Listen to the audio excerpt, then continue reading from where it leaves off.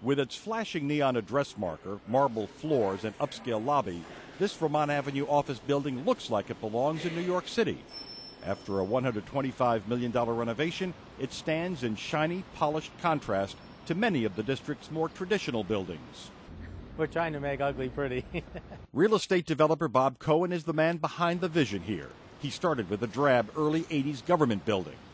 We put a whole new retail streetscape in, a light shelf to uplight the building, center glass above to create more light and air in the middle, and a cap of floor-to-ceiling glass up on the top floor so that we could attract a very special lead tenant. In the process, he's raised rental rates from the mid-$20 per square foot to the upper 40s. Steep by D.C. standards, but cheap compared with New York. Similar renovations are taking place all over town. New York firms have bought up more than $4 billion in commercial real estate here in the past year, and at least a dozen office buildings within a mile of the White House have been demolished or completely renovated in the past 3 years. Part of the reason? The federal government's growth since the attacks of September 11th has brought in legions of lobbyists, lawyers, and consultants.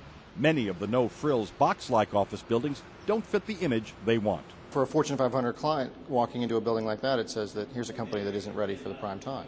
Property owners are adding more appealing facades with polished steel and glass, even adding floors right up to the 288-foot height of the U.S. Capitol Dome, the max allowed by city zoning.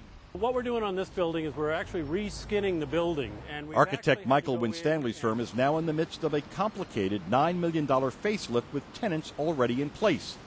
In most cases, such upgrades pay for themselves, he says, even if there's no immediate increase in rent. Because it's a real estate investment trust, the asset itself grows in value. So from kind of an asset perspective, the value of the property increases. And the district's new look is helping to attract the kind of blue-chip client that used to be a rarity here. You walk in and you say, here's a company that's doing well, and that's the kind of company I want helping me find solutions to my business. Steve Guyman, Bloomberg News.